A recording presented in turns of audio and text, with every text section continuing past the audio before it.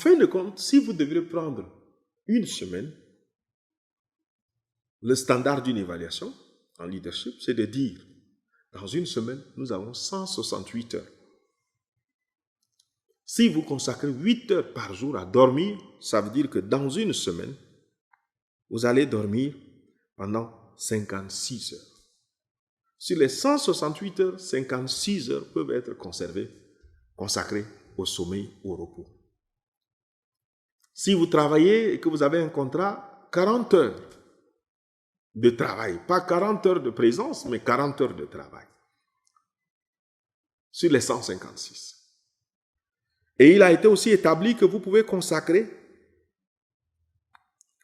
environ 35 heures pour manger, pour vous laver, pour laver vos habits et pour faire des visites ou les voyages. Donc, 56 heures pour dormir dans une semaine, 40 heures pour travailler dans une semaine, 35 heures pour manger, pour boire, pour se laver, pour aller visiter, pour laver ses habits. Il vous restera encore 37 heures.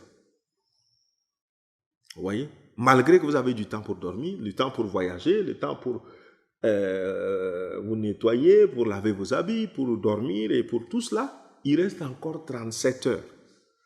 C'est pour ça souvent qu'on dit qu'un homme normal doit avoir 7 sources de revenus. 7 sources de revenus. Autrement, en dehors des 40 heures, vous avez encore 37 heures pour faire quelque chose et augmenter vos revenus.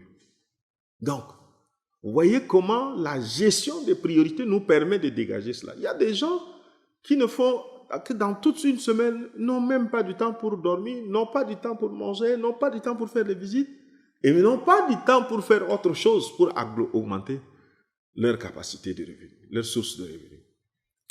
C'est dramatique quand on n'observe pas la gestion des priorités.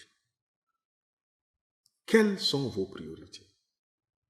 Dans votre vie, faites la liste des choses importantes, des choses urgentes, des choses nécessaires, des choses non nécessaires.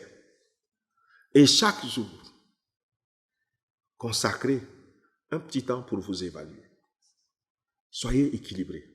Contrôlez un certain nombre de domaines dans votre vie. Nourrissez votre intellect. Nourrissez et prenez soin de votre physique. Oui, vous avez besoin de vous coiffer. Vous avez besoin de vous nettoyer. Pensez à votre vie spirituelle. Pensez à votre vie émotionnelle. La dernière fois où vous avez eu le temps de dire « je t'aime » à votre femme, ça date de quand? Et en fin de compte aussi, pensez à votre santé. Quelle est la date à laquelle vous avez pu pour la dernière fois faire un bilan de santé? Tous ces éléments contribuent à l'équilibre d'un leader. La gestion des priorités. Tout n'est pas priorité. Il faut établir les priorités. Gérez-vous, s'il vous plaît.